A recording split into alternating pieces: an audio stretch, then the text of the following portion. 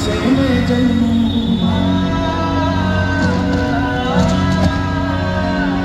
फिर तेरे जैसे प्राण मिले, फिर तेरी हवा में सांसें लूं। फिर से आकर इस धरती पे हम शरण के बोल सुनूं। फिर शांति अहिंसा और सत्य के शुभ रास्ते पर ही मैं चलूं।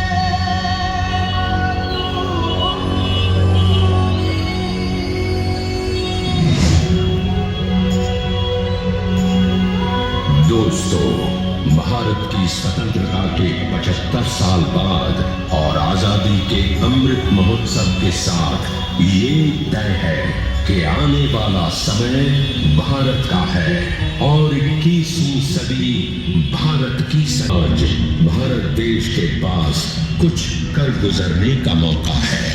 आज हम सबके पास अपने हुनर, हौसले, हिम्मत को सामने लाने का मौका है।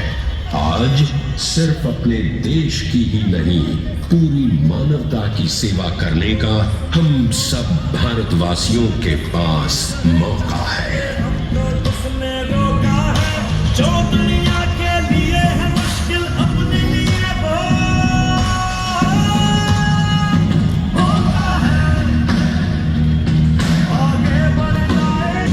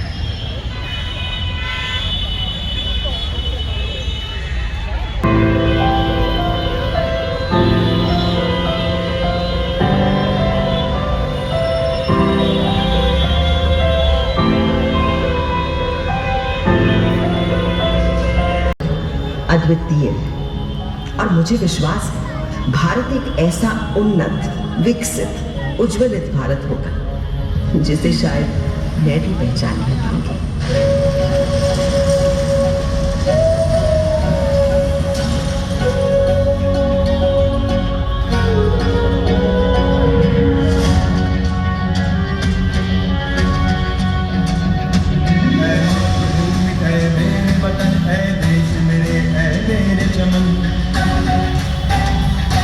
बस एक दुआ एक ही मिन्नत, बस एक चाह एक ही मन्नत,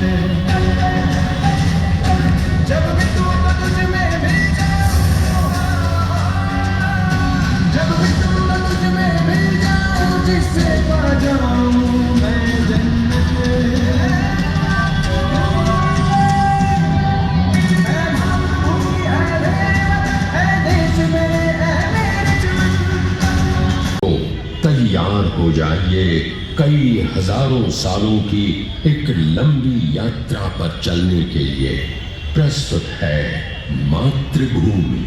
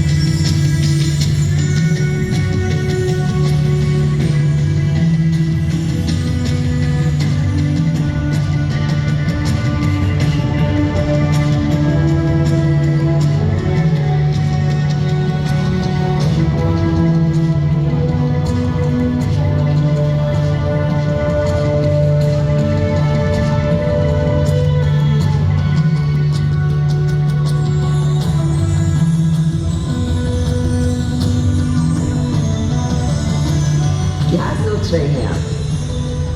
लाल किला और सुनहरी दीवार, और क्यों नहीं पत्थर की दीवार हूं, पर हूं तो इसी देश की मिट्टी से बनी, इसी भारत भूमि से उपजी। यही तो मेरी मातृभूमि है।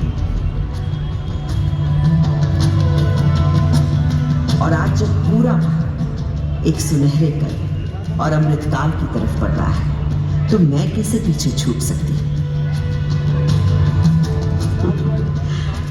आप सोच रहे होंगे एक दीवार बोल कैसे सकती है? दीवारों के तो कान होते हैं बस।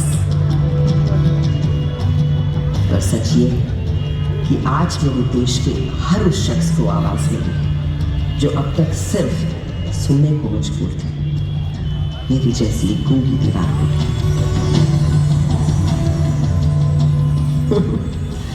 ऐसा नहीं कि सुनहरा समय मेरी मातृभूमि ने पहली बार देखा। मेरा भारत तो हमेशा से सोने की चिड़िया कहलाता था और एक के बाद एक कई स्वर्णिम काल देखता रहा है। अब मेरी जन्म कुंडली ही देख लीजिए।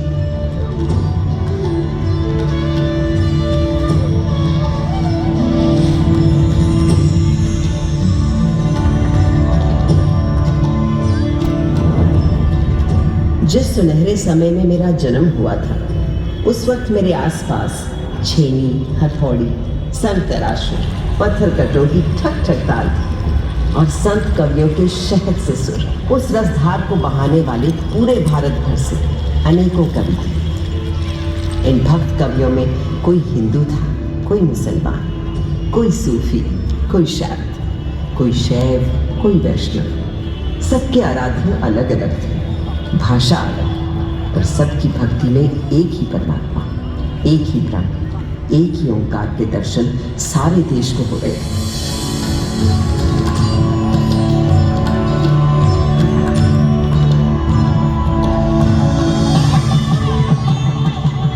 यही तो दिखता है हमारे देश के त्योहारों में, जब एक ही दिन, एक ही मुहूर्त, जैसे मकर संक्रांति पर खिलाते हैं अलग अलग उत्सव रंग।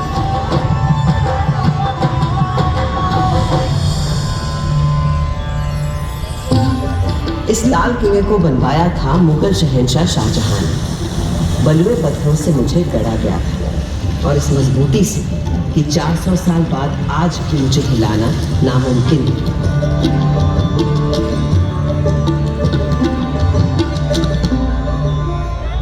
बिल्कुल उसी तरह जैसे है मेरे देश के विचार, सिद्धांत, उसूल।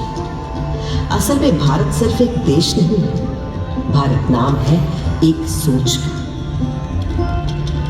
मुझे बनाने वाले मुगल तो हिंदुस्तान में मेहमान बनकर आए थे, पर फिर यही होकर रह गए। भारत ने तो हमेशा हर विश्वास, हर विचार के लोगों को अपना समझकर अपनाया है और कहा है अतिथि देवो भव। मगर उससे भी बहुत पहले भारत ने कई स्वर्ण युग देखे थे, जैसे था हमारे देश का वैदिक युग। सरित सरस्वती नदी के तीर बैठे जब ऋषि मुनि गंभीर, समिधाग्नि आहुति और यज्ञ तपस्या कर हुए सब प्रज्ञ, रचने लगे वो वेद पुराण, ऋग अथर्व यजुर और साम, शोध किए सब जीवन तत्व, खोज निकला प्रकृति का सत्व, जीवात्मा परमात्मा है एक, माया भ्रम से लगे अनेक, आत्मा अजर अमर अछेद, अनादि अनंत अखंड अभेद। वेदों को रचने वाले इन ऋषियों ने दुनिया को जीवात्मा, आत्मा, परमात्मा की जिस एक की बात हमें सिखाई थी, उसी को श्री कृष्ण ने धर्म क्षेत्र कुरुक्षेत्र की युद्ध भूमि में अर्जुन को सुनाया था।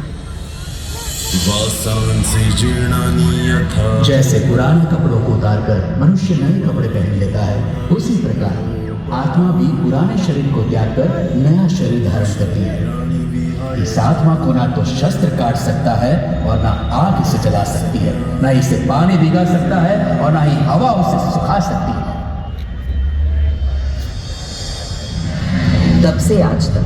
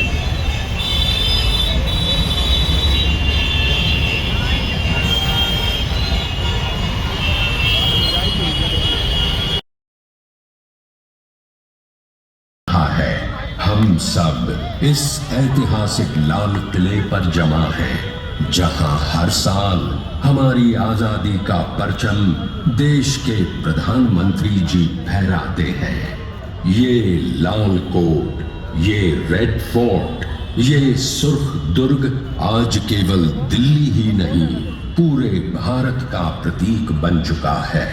सदियों से लाल किला भारत की प्रभुता का, संपन्नता का, सहिष्णुता का और कई कई संघर्षों का द्योतक रहा है। आज ये लाल किला खुद एक पृष्ठभूमि बनने जा रहा है, जिस पर आप देखेंगे भारत की महायात्रा गाथा।